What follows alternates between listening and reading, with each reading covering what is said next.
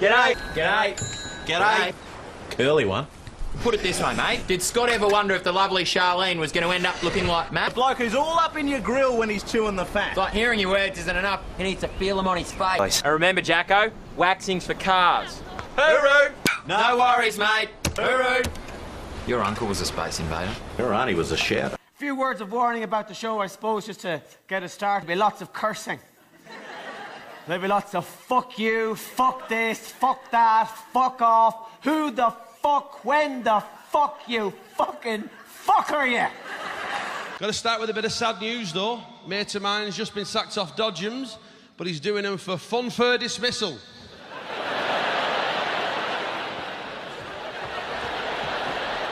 I love my break. I'm 100% Irish, and I resent how we're treated on our day. You know, St. Patrick's Day comes, and every other race comes together to honor us by saying, hey, let's get shit-faced, throw up, and punch each other in the face. You know, like Irish people do. It's racist. It's bullshit. And it should stop. Yeah. Does anyone know what's happened to Irish jokes? This is politically correctness, isn't it?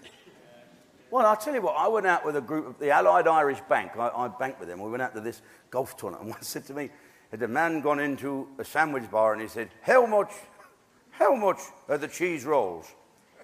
He said, they're 2 for £1. How much is one? He said, 75p. He said, I'll have the other one. Fantastic. Isn't that good? I love Scotland. I love the Scottish accent. A lot of English people are frightened of it. I'm not. I'm married to a Northern Irish woman. That is the most frightening accent in the world. My wife scares me when she's being loving. She does. Like, Hal, I love you very much. Okay, great. Thanks a lot. Cheers. I want to spend the rest of my life with you. Okay, we'll do that.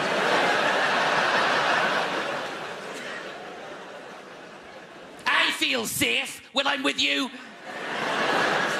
That's ironic. The German, the Jap, and the Irishman were arguing who had the best technology. The German said, we have. Look, I take out my hearing aid, I turn it round.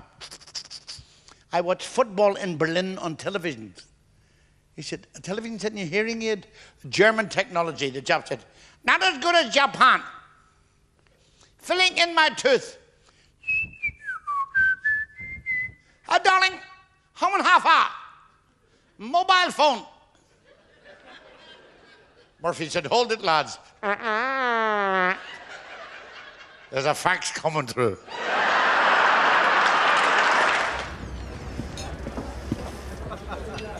How are you? Get my unusual up there. Excuse me. Deliveries are in the back. I'm not a delivery guy. Well, do you have a reservation? Do I look like a freaking Indian? Come on, that's enough of that. Stop it. They get me overexcited. Look at the size of this place. My God. Huh? It's far too big for my purposes. I mean, I'm not doing the fucking show on horseback, you know. I won't be going over there at all. Of course not. And as for over there, I've absolutely no business over there. I've come all the way from Ireland. I'm not going any further. I'm staying right here. So anyone from Ireland, by the way? Oh, good, good. If all else fails, at least we'll have enough for a sing-song. Hooray. Of course there's people from Ireland here. Wherever you go in Britain, you're always going to run into a big crowd of Irish people, whether you like it or not. You know, all over Britain, all over Europe. I guarantee it, you go deep into the heart of the Amazon jungle, you'll stumble upon a tribe of previously undiscovered Irish people with big sticks and tin whistles and big hairy ears, you know, whose only words are, go on, you'll have one. Come on. Neil Armstrong, when he arrived on the moon, and he was about to step out of his module and launch into his historic speech, saw a big crowd of people waving at him. How's it going, Neil? What kept you? You're not one of the Armstrongs from Fermanagh, are you? I knew your granddad. A lovely man. And they'd be trying to pinch his cheek. You know, and smudging up his helmet. He didn't like that. You know? The only place where you won't find a genuine Irish person in Britain is in one of those Irish theme bars. Now, I know I haven't darkened the door of one of those places. You can't move for all the pots and pans and rusty old irons and bicycles on the ceiling. So you might as well go for a drink and a skip.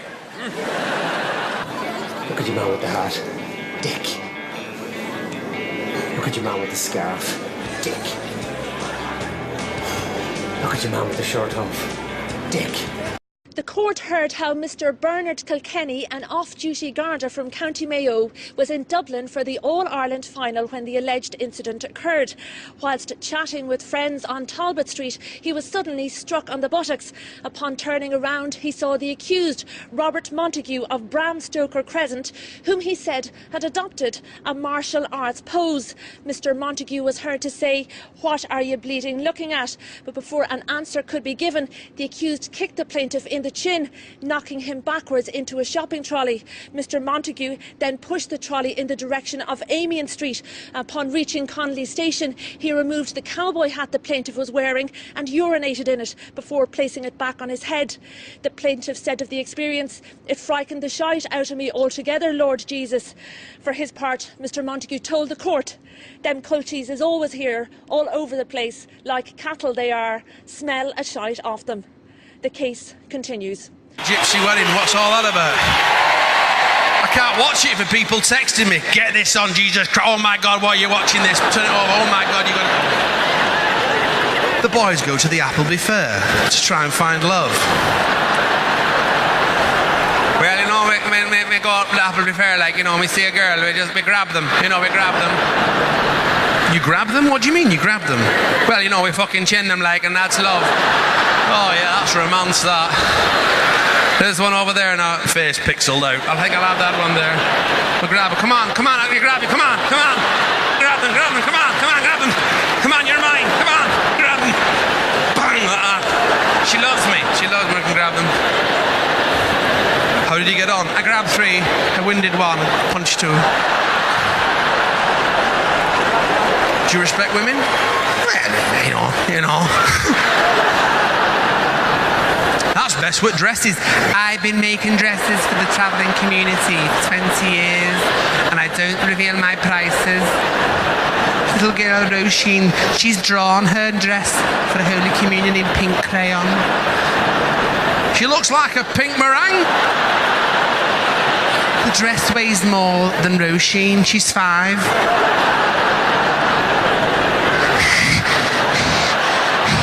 I'm a princess. They get back to the caravan and take the dress off. Oh my God. No, your skin's come off your back, Rush, you know, your skin's come off your back. Get the Vaseline. Travelling community, they've got houses on casters. What's going on here? Tell you what they want to show, nicking all lead off my fucking house. That's what they want to show. Me coming out, drain pipe's gone, piss raining like that. I like Ireland. You know, here's the thing, in America, everybody claims to be Irish. Every white person in America says they're Irish. I was in Boston. If you ever go to Boston, it'll freak you out. Everybody in Boston thinks they're Irish. I'm there, I'm like, "What are you, man?" He goes, "Fucking Irish." I go, "Oh, cool, what part?" "Boston." I forgot about that bridge they built, yeah. Your parents from Ireland? Nah, Boston. Grandparents, Boston. Great-grandparents, Boston. When the fuck were you Irish? They always claim to be Irish, but they're not Irish. And I've been to Ireland about 13 times. If you haven't gone, I don't know why you haven't gone. It's right there. You can jump on EasyJet for like 10 pounds and fly to Ireland. Brown people, you need to go to Ireland because we're exotic over there. The Irish hate it when Americans go back there and tell them they're Irish. That's my favorite thing to watch. "How you doing? I'm Irish." "You're not fucking Irish. You're a fucking cunt."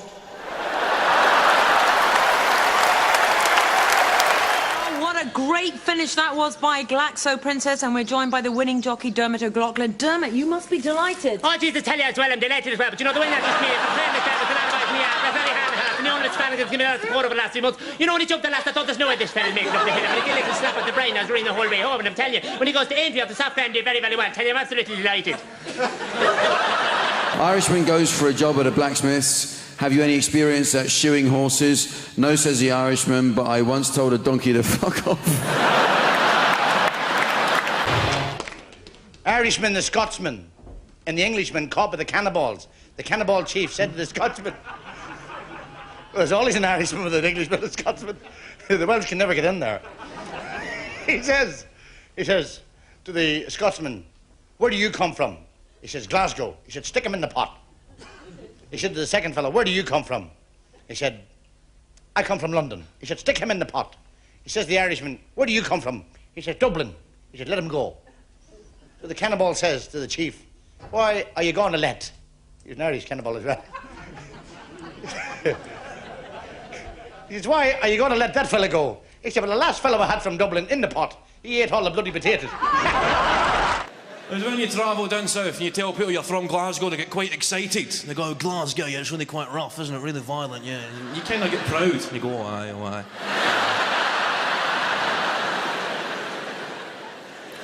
Yeah, a lot of tough guys. Oh, aye, a lot of tough guys. Yeah. And they visit the place and they're a bit disappointed. You know, we're trying to get away from the stereotypes. We've got a new promotional tourist campaign called Glasgow, Scotland with Style.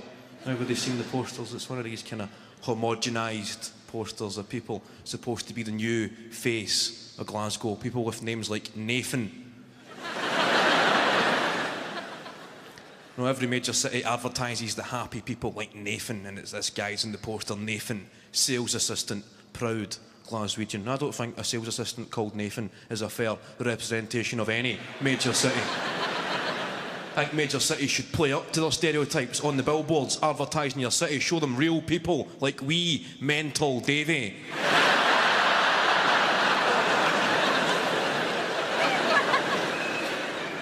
Apprentice joiner.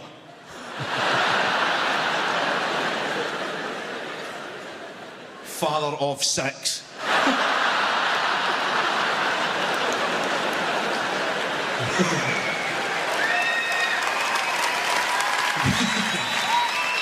Davy's there in the billboard with the 6 kids all tucked into the one tracksuit. A Lacoste tracksuit and only the best for these kids. They're all dressed up for their granny's 30th.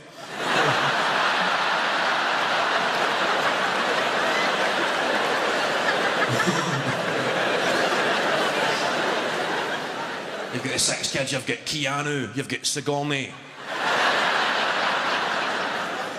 Destiny, that's a new one I heard, Destiny. Imagine naming your daughter after the nightclub she was conceived in.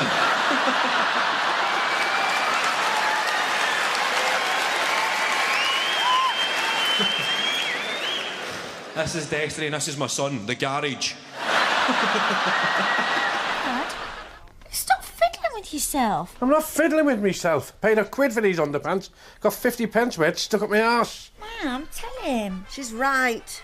Not picking your arse, you're picking your teeth. I'll pick what I like in my own house, and when she gets her own house, she can pick what she likes. Her nose, her arse... Hey, you! See that house back there? Do you know how much that was worth during the boom? Well, 18.5 million. Do you know what it sold for yesterday? €420. The country's fucked. Oh, price of fame. And not such a good time to be famous, thanks to fucking Jimmy Savile. Oh, he's ruined the game, Jimmy, isn't he? Have a bit of success now, you're under suspicion. Aye, keep your eye on him. You start doing a bit of charity work, oh, here we go. This is what I love about Dublin. You don't mess around when it comes to your drink. There are various clues around the city that you like a drink. For example, when you're crossing the road, you have the green man, who's go, and the red man is stop. In England, we have this. Red man, he like this. And you know you mustn't go. You copy him. Unless you try and walk across him. And then that will change to the green man, which means go. But in Dublin, you have an additional man. The orange man in the middle. Just to make absolutely sure. Are you ready? Are you sure you're ready? We're going to be crossing any moment now. I'm not going to take you from stationary to go. All right? Get ready. Go! Jesus, a fine-looking tan you have. Grand stretching evening, lads. What? Garlic bread? Garlic bread? Garlic? Bread? Am I hearing you right? Garlic bread?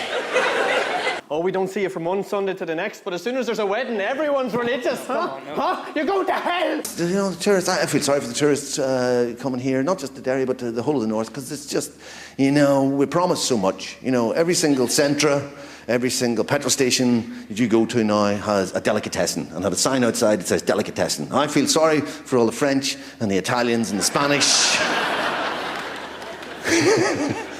Driving down the road going, oh, hola, hey! Delicatessen, delicatessen, oh, delicatessen, oh, prosciutto, some focaccia, some parma, hey, a nice bottle of vino, beautiful. And then they arrive in. There's some woman in a tabard going, hi.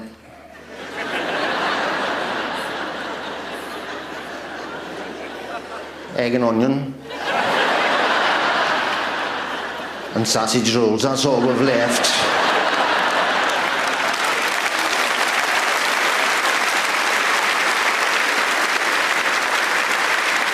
I can put the sausage rolls in a baguette for you if you want. Brown sauce is traditional. I was in a clothes shop called Dunn's Stores. Don't know if anybody's heard of this place, but it's pretty reasonable. It's an Irish clothes shop. It's just opened up branches in the UK, and it's pretty cost effective. Somewhere between Primark and shoplifting.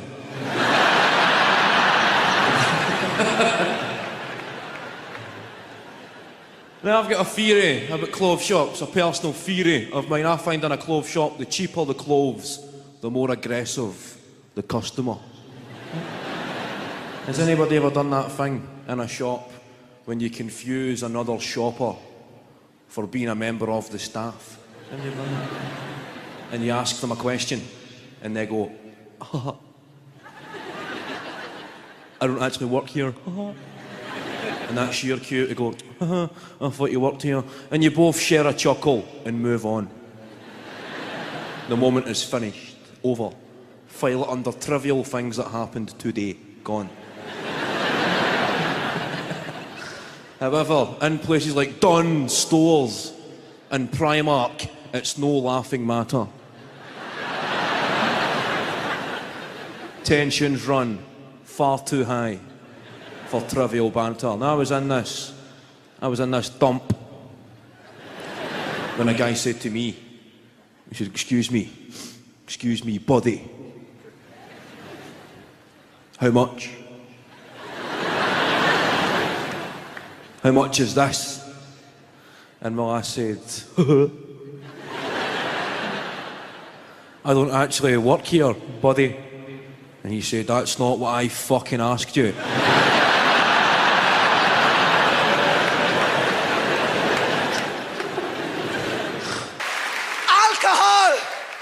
Alcohol helps.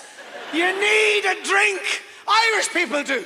When things are getting serious, it's when you need a drink the most. It's why we put St. Patrick's Day in the middle of Lent.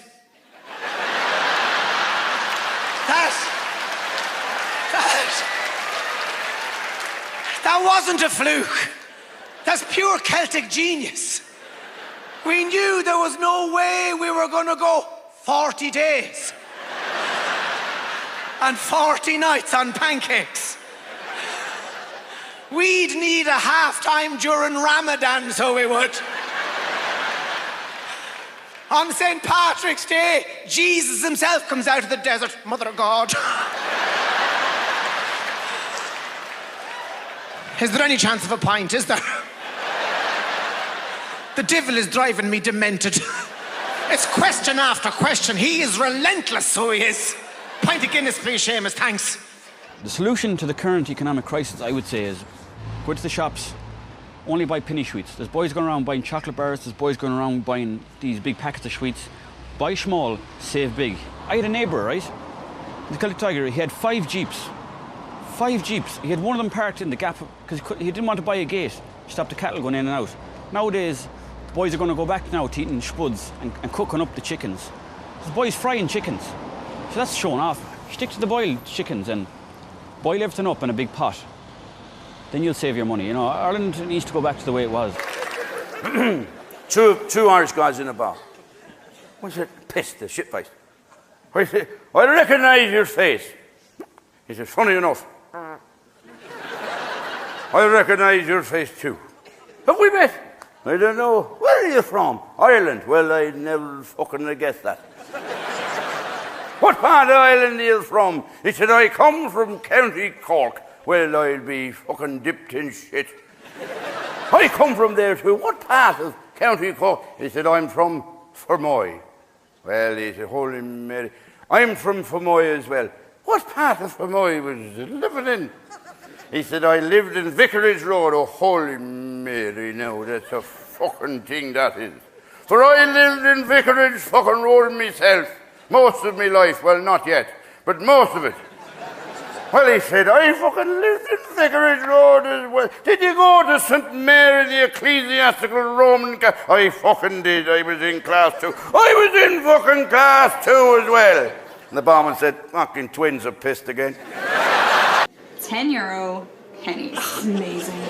Do you know sometimes when you're at home and you're watching a movie and you've got a box of Pringles on your lap and there comes a stage of the evening where you have so many Pringles in your mouth you can't hear the fucking television. Hairy Japanese bastards!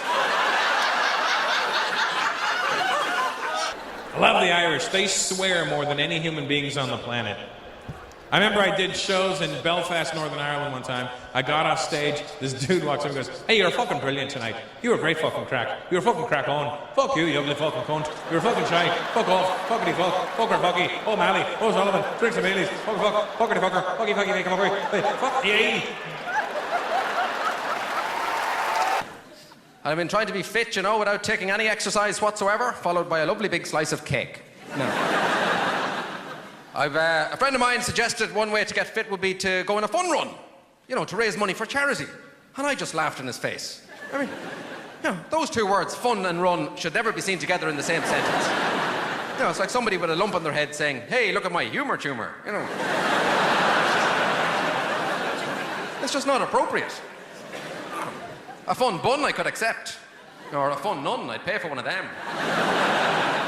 But running is never fun. You know, running is something you do when there's a man chasing you with a sword, you know? Or if there's a leopard on the loose. And I've tried swimming as well. Of course, swimming is a great exercise. A pool I go to in London, it's absolutely filthy.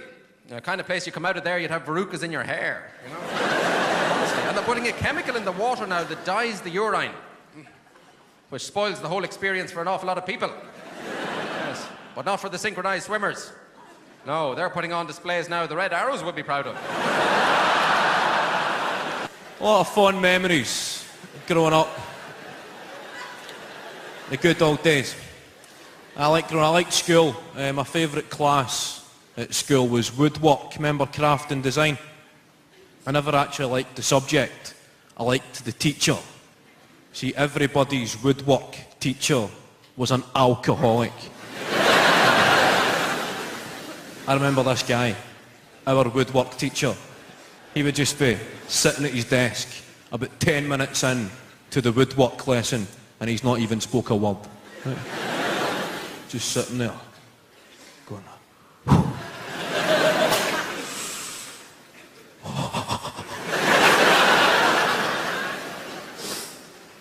and he'd face the class and just say, right kids, right children, I've had a tough weekend. I was supposed to go to IKEA, but I spent my wages in odd bins. So one of yous wee pricks make me a spice rack. I ordered a pizza last night. I asked for a thin and crusty supreme. They sent me down a Ross. Can you say that? Dave, can I say that? What do you call a Welshman with a stick up his arse? Is this on? Are you there? What do you call a Welshman with a stick up his arse? A taffy apple. Tell the kids tomorrow. I love that. What do Mexicans put underneath the carpets? Andale! Thank you, sister. Thank you. Bailed us all out of this shit then, you did. Karaoke. And you did the accent. Where's your sombrero? Wife says to her husband, you never take me anywhere expensive anymore. He said, get your coat on. She said, why, where we going? Fucking petrol station. Sorry, Cocoon. Sorry for the effing. He's blue. Sit down, he's blue. He's effing and jeffing. He's filthy. Woman went at doctor's. She had a piece of lettuce sticking out top of her knickers. True story, love. True story. Doctor said, that looks nasty. She said, it's tip of iceberg. A tsunami of filth. Fella says to his wife, why don't you tell me when you orgasm? She said, I don't like ringing you at work. They don't take the piss properly either. Now, we take the piss properly in the UK. We're trained as children. My nan trained me up. She said, come down the pub, we'll take the piss out of people. Come on. As long as they don't hear it, don't matter. She set me in the corner. Geezer would come in with an eye patch on. She'd go, aye, aye. Lord Nelson's turned up over here, look. But the Americans, not so much, and it's quite trying. And I'll tell you an example of why I couldn't live there. I'm out with the Americans. They're eating too much. Of course they were eating too much. A bloke came in with a wig on. A catastrophe of a wig. Bastard of a wig. Provocative. The wig is a very provocative garment. It's a bloke saying, I've lost my hair, but I'm not having it. No. I'm going to put this on my head. And I'm going to have a walkabout. And you lot are going to collude in the illusion I've still got a barnet, all right? We're all on board. So the wig came in, hovered in like some sort of spaceship with a man underneath it. So I thought, at least we'll have a laugh. So I leant into the Americans. I said, have a look at the geezer's wig. Have a look at the syrup. Nothing. Nothing. Didn't join in, didn't laugh. They had no idea what I was trying to achieve. The woman got a bit upset. She said, oh, how scathing. How scathing! She said, why are you attacking that man? He's obviously got issues with the lust of his hair, but he's taking positive steps. I said, have a look at his head, love. Harry's walking about with a bit of old carpet on, you know? A positive step. I said, I'm going home. I'm going back to the UK, where sanity prevails. The bloke walks in looking like that. We all turn around as one and we go, ha, ha, ha. Oh, have a look at him, will ya? What a complete cunt. Unbelievable. It's a bit gritty, but that's the modern world, Mrs. Doyle. It was a bit much for me, Father. Feck this and feck that. Yes, Mrs. Doyle. You big bastard. Oh, dreadful language. You big hairy arse. You big fecker. Fierce stuff. And, of course, the F word, Father. The bad F word. Worse than feck. You know the one I mean? Yes, I do, Mrs. Doyle. F you. F your effing wife. Oh, I don't know why they have to use language like that. I stick this effing pitchfork up your bolo. That was another one. Oh, yes. I see what you mean, Mrs. Doyle. Bastard this and bastard that. You can't move for the bastards in her novels. It's wall-to-wall bastards. Is it, Mrs. Doyle? You bastard, anyway. You fecker, you bollocks. Get your bollocks out of my face. I is with my main woman, Sue Ramsey. She be a member of the Assembly of Sinn Féin. Now, Sinn Féin, what's the vibe? Sinn Féin is a 32-county party. Our main aim is the reunification of Ireland. And what is the language that they speak here? They speak Gaelic here. Gaelic? Gaelic, yeah. What is that, like a Bati language or something? Like, what is the real name for it? Irish. What is the... It's called Irish? Irish, yes. So then when they're cussing it, they say it's like a gay man? Gaelic means Irish in Irish. Aye. Gaelic because equals in Irish. English, gay means a man who sleeps with another man. And the lick is like, you know... Is maybe the cause of the problem that they say that... And maybe it's a stereotype or whatever, but they say the Irish is always up for the crack or whatever. Is that a problem because the crack makes you violent? Me know people from my estate, they go mental, and whenever there's someone around, they want to fight them, whatever. No. It's a bad drug. No, crack in Ireland means having a good time. Aye, for real. They ain't all fun. It's also bad stuff as well. There's a high, but after you finish it, there's a low. Crack in Ireland doesn't mean drugs. When is that bitch coming? She is always late. Sorry, It's great because I get to gig all over the place, you know, and I was in it, and it's amazing how welcoming people are. They're so different, you know, to everybody. Like in America, I've done gigs in America, and I've people have come up to me before the show and go, well, welcome to America. We hope you have a great time. Oh, we're going to be really excited about the show. Hooray! Ah, right? They genuinely mean it, you know. And in England, right, it was a little bit different. They're a little bit more posh, you know, a little bit straightforward. They go, oh, we heard you're funny, so we're going to pop in and just see how that works out, if that's okay. And then here in Ireland, before the gig, I was here, what, this is just class. Guy comes up to me and goes, here, I've got 2 tickets to your show tonight, right? You better be fucking funny, right? Irish people were used to hard times, going all the way back to the great potato recession of the 1840s, when 2 million Irish people died. 2 million! Because of no potatoes. The thickest, stubbornest people on the planet. Dying there in the ditches, beside fields full of cabbages and sweet corn. Because we were there, no. I'd rather die in a ditch. I don't like cabbage. I don't like the smell of it. It's like the inside of a psychiatric hospital. Sweet corn, do not talk to me about sweet corn. All sweet corn does is hitch a lift from your mouth to your arse before it heads off for the next person. I particularly liked British. I can see why it's going skint, right? I can see why it's going skint because, correct me if I'm wrong, ladies and gentlemen, but you think British Airways should have a managing director who's fucking British? You know what I mean? We've got, this one's fucking Irish. Willie Walsh, that's his name. And I sat next to him on a plane once, the 747, coming back from Dubai, I think. And the captain came out and said, Mr. Walsh, one of the... ladies and gentlemen, this is Captain speaking. We've lost one of our engines, so we'll be about an hour late coming into Heathrow Airport. It's nothing to worry about. We have 4 engines. 3 of them are still perfectly good. No problem at all, but we will have to slow down. We'll be an hour late. He said, oh, that's fucking all right. They got 3 more fucking engines. I'm Willie Walsh. Hello there, head of British Airways. They'll give you a free bottle of fucking champagne. We're only going to be an hour late. 10 minutes later, the captain come on. Ladies and gentlemen, we've lost engine number 2, I'm afraid, so we've nothing to worry about. We'll be a bit late again. Oh, don't worry. We'll only be fucking another 45 fucking minutes later. Don't you worry about that. This is Captain speaking. I'm afraid we've lost engine number 3. Oh, no, that's fucking serious. I can tell you that now. Because if that other engine goes, we'll be up here all fucking night. So, my name's Jamone. I'm Irish. Any Irish people in? Any? Good to hear. I'm from Northern Ireland. But I'm Irish.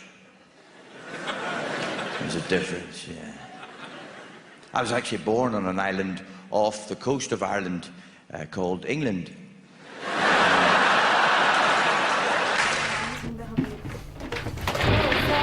Take this, Concepta. You sit down. Can I help you, madam? Yes, please. Take a seat. Take a seat.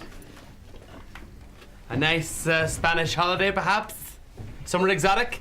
No, I wouldn't go anywhere I couldn't pronounce. Jason. Hello, That's me. Jason. Welcome. Welcome. Thank you very much. So, What can I do for you? I'd like to visit me sister. In? An aeroplane. And whereabouts is she? Canada. Canada, beautiful part of the world, shaped like a baby's head. Let's have a look. Something on screen for you now. That's Canada there. A little round thing, like a little face. Yes, that's Canada. Now, whereabouts does your sister live? Canada. Whereabouts in Canada? 56 Hillcrest Drive. What city? Toronto. Toronto. Oh, okay. Lovely place. Concepta, is it cheaper to go to Canada via Geneva? Канада — это очень хорошая страна, очень прекрасная. Я советую туда поехать каждому. Oh, fuck it. I get it. It's actually cheaper to go via Geneva. Geneva? Is that like a jumbo? No. Geneva's in Switzerland. No. I have my heart set on Canada. Do you not get commission for sending people to Canada? Why are you trying to send me somewhere else? I'm trying to work out the cheapest way for you to fly to Canada. And what about Dolly? Who? Dolly. What? How's she going to get to Geneva? Well, could she not go with you? Is it far from her house? I don't know where she lives. Fucking Canada!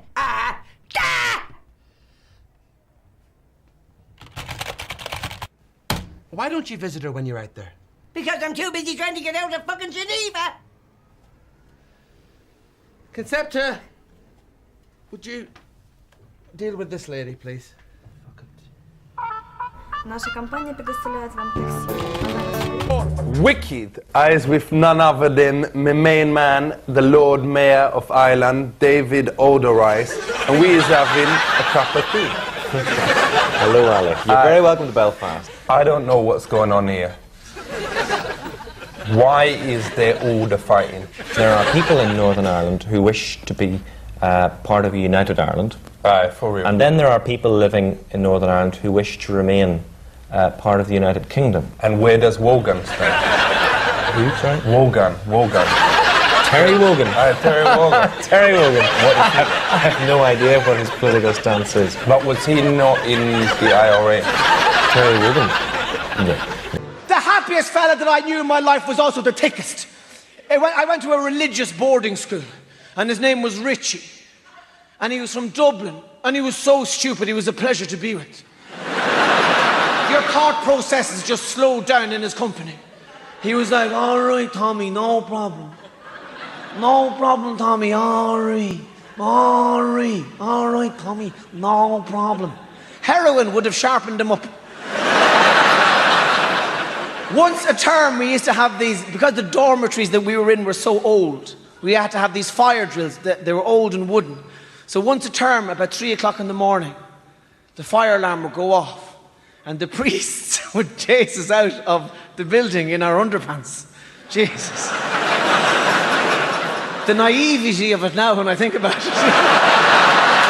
And there was always a few priests trying to chase you into the woods for safety. Go on, into the woods! Into the woods for safety! Anyway. So one morning, the fire drill goes off and everybody is up in their knickers and we run out of the school, across the yard into the study hall. Except for Richie, who thinks it's the morning bell. So he goes downstairs and has a shower and gets dressed. The priest is counting us up in the study hall and there's one fella missing. This is not good. In a real emergency, this is a disaster. So Richie is hauled up in front of this midnight court. And he's never seen a scene like it in his life. All his friends there, naked under fluorescent lights. And the priest is there. Where were you? Richie! Where were you? And before Richie has time to answer, the priest goes, I'll tell you where you were, will I? I'll tell you. You were burning to death in the school fire. Richie's looking around. What? That's right, you're dead. You're dead now. Am I supposed to phone your mother and tell her you've died in the school fire? It all gets to me, goes, no! I'll tell her! coming from me. She thinks you're a prick anyway. I'm Jason Calabrese with the Financial News, and today we're talking to a real Irishman and someone in the money business about what's going on in Ireland with the Celtic Tiger and the banks are hurting so much, the downfall. What's the story here? Do you really want to know? I'd love to know. Well, I'll tell you, it's like what has happened all over the Western world for the last 20 or 30 years. Greed, and more fucking greed, and cheap money. And in Ireland, it's a tragedy what happened to the Tiger. We have, I'd say, 4 causes. We had a stupid fucking government. We had a regulator that was asleep at the wheel. We had very deceitful and conniving and corrupt developers. And of course, above all, wanking fucking bankers. Wanking bankers. We had these arseholes that for the last 20, 30 years are getting these massive bonuses, these employees and directors of banks, on the misfortune of the working class and getting these huge bonuses and salaries. But, you know, if you and all these arseholes should be thrown in jail and the keys thrown away for the rest of their life. And you know, sir, if you went in and you're unemployed and you wanted to take a loaf of bread out of a store or a supermarket to feed your family, guess what? You'll be up in court for it. These assholes are living all over the world now on the backs of the misfortunate working people. And who's going to pay for all this? We've mortgaged the next generation or two. Who's going to pay for it? The working man. We got the labourer, the small farmer, the fisherman, the nurse, the teacher, the policeman, the fireman, the plumber, the carpenter. Fuck's sake, man, this is a joke. So I'm sensing a wee bit of discontent? You are indeed, sir. And by the way, let's not be too cocky in this part of the world, North America either. All these debts that people have accumulated over the last 30 years. Hey, everybody gets their day in the sunshine. And you know, speaking of the Celtic Tiger and all that you mentioned, you know that Michael Flatley is really from Chicago. Well, that's another story. Fuck off! Fantastic thing has opened up in Belfast. I've opened up an 80s bar in Belfast. An 80s bar in Belfast. Of all the major cities you don't want to go and celebrate the 80s. Belfast is up there, where there's people chucking petrol bombs at each other and rubbing shit on the walls. But who cares? Karma chameleons on. Yeah. You're going to make a brew of what, Barb? I've got a throat here like Gandhi's bloody flip-flop. 2 paddies walked into the bar eating sandwiches. The mom said, hey, you're not allowed to eat your own food in here. So they swap sandwiches. You go out shopping, supermarket, go self-catering, and you're amazed if you see something English. And you go out and you go, look around like that. Oh, look what they've got! Marie, look what they've got! Marie, look! Look at that! Cadbury's chocolate fingers! Look at that over here!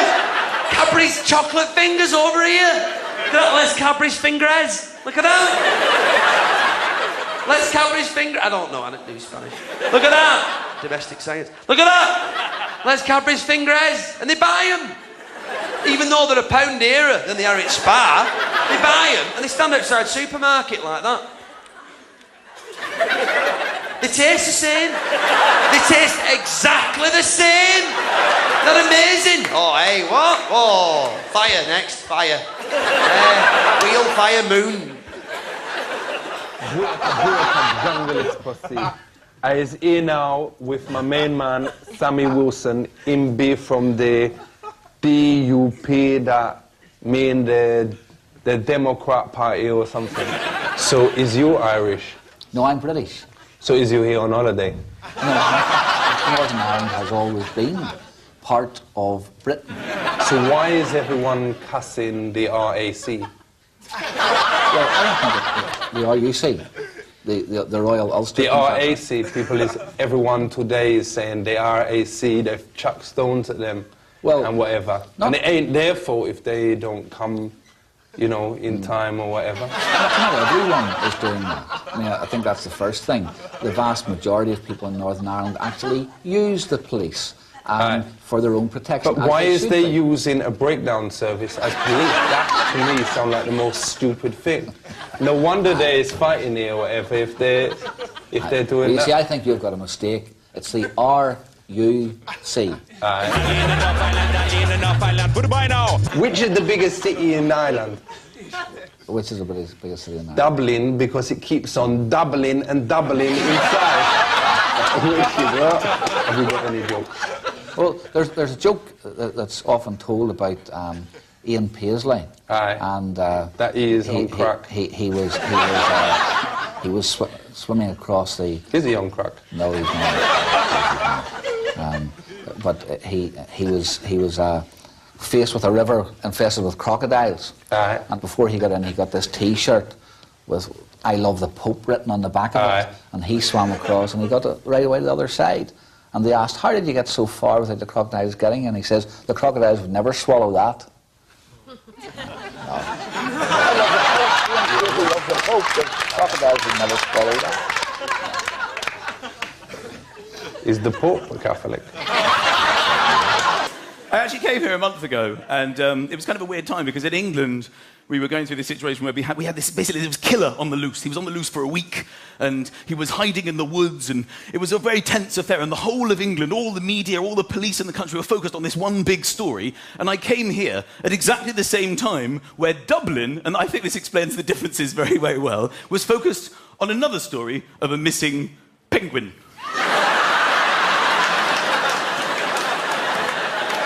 Which led to one of the weirdest conversations I've ever had in a taxi, where I sat in the taxi and the driver went, "So, do you think we'll find him?" And I was like, "Well, you know, I mean, they're certainly searching. I know they're all out there. But he's used to the outdoors. Yes, apparently he's a survivalist. Yes, he's a survivalist. Poor little fella. What do you mean, poor little fella? You know, he tried to murder. He tried to murder his girlfriend. Well, I didn't know that about him. He's on steroids, I haven't read up on the subject. This penguin's a lunatic. What a fantastic story this was. So please correct me if I'm wrong, it was a stag night, is that right? And some people broke into Dublin Zoo in the middle of the night in a taxi. The taxi was waiting. Dublin taxi drivers, we've learned not to ask questions. Could you just wait here? Are you going to the cash point? Kind of. They put the penguin into a carrier bag, and then I suppose they just couldn't stop laughing and dropped him off on O'Connell Street. They found him, didn't they? They found him and they put him back. You can imagine all the other penguins when he came back. They must have been... What's the story? Oh, it was unbelievable. I was asleep. It was asleep. Listen, shush and listen. And the next thing I know, I'm in a small bag. No, Lidl, the German shopping centre. They just dropped me off on the corner of O'Connell Street. Were you scared? I wasn't scared. There was signs up telling me that 117 humans had died, but nothing about penguins at all. There was a set of identical twin sisters who worked in a shop in the town, and one of them passed away. And about a week later, my friend went in and said to the girl, "Was it you or your sister that died?" Now, you can't be locking people like this up. They need to be let free to roam around the countryside. In Ireland, before we had psychiatric hospitals, all we had were open spaces. If you were mad, people just told you to fuck off. You ever come through a hotel door and you've got to walk to the reception area and it's just a long way away from reception, and you know the people are looking at you walking through the doors and you've forgotten how to walk because they're watching you walking.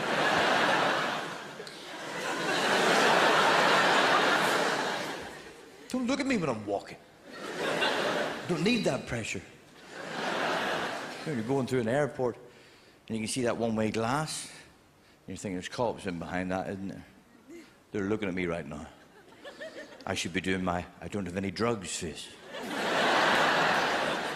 Then you start thinking, what is my don't have any drugs face?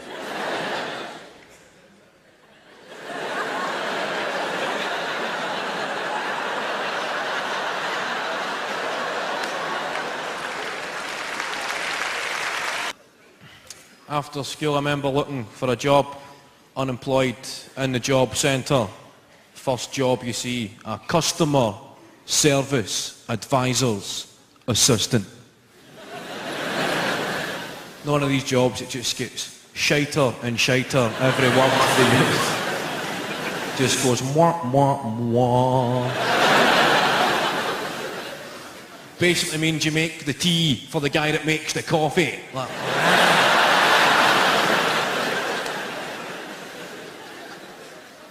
everything else is like experience required and qualifications needed. And I was just a dickhead. Right? Just left school, don't have much of that. Last option you've got, you can join the army. Right? You've got the British Army recruitment desk. The guy's there. God, come on, son.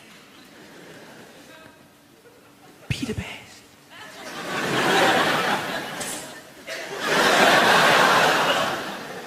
And I'm thinking, me, join the army, be the best.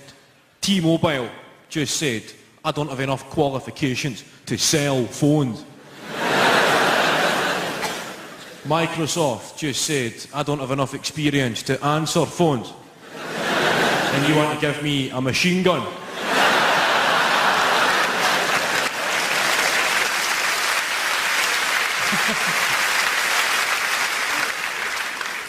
You don't need to be in the army these days to get a gun if you're a young person. A lot of gun crime on the streets, a lot of caps getting popped. I don't really know the solutions. I just know the problems. It used to be in the UK at 14 years old you could legally be in possession of an air rifle. Whilst it's not a proper gun, it's still SWAT, right? But that get moved to 17 years old, because you know, 17-year-olds, they're dead responsible. If somebody was pointing a gun at you, you'd be going, that's fine, he looks about 17. That's good. You know, that's what he's done. 17 years old to be in possession of a firearm, but you've got to be 18 before you can be in possession of fireworks. 17, you can shoot somebody dead, but you've got to wait a year before you can frighten the shite out of a cat.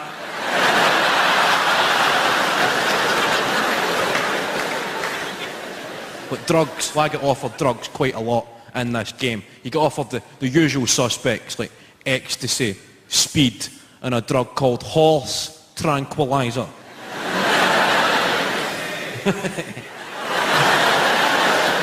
You shouting yay or nay? There.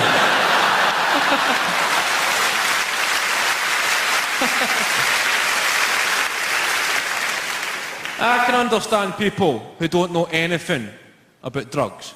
Maybe trying ecstasy because it sounds quite good. Well, the connotations of the name, ecstasy. You think of states of euphoria and happiness. And then speed is pretty self-explanatory. Then horse tranquilizer.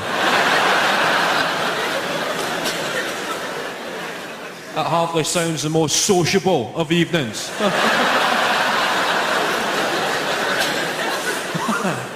The fact I've replaced the original name with the effect it has on a horse. I think that's the way every drug should be tested. Give a lot of them to horses, then you can see what it actually does to you. It would also make the Grand National pretty interesting. 20 quid on the one that's breakdancing, please.